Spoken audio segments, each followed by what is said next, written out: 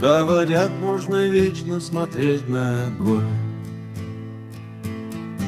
И я тоже из их числа, согревает он мне не только ладонь. Душу грею я у костра, вроде так же все, проблемы гурьбой. Чья-то фраза сердце щемит, но смотрю на него, и такой покой внутри от того царит. Я вспомню с друзьями в лесу пикники, разгар задушевных бесед, и пусть от картошки одни угольки.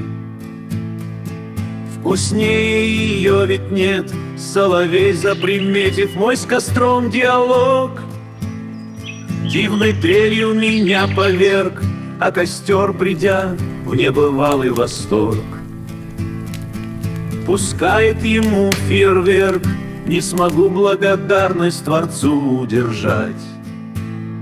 Возвращаясь неспешно домой и закрыв глаза, я продолжу опять наслаждаться костра красотой, наслаждаться костра красотой.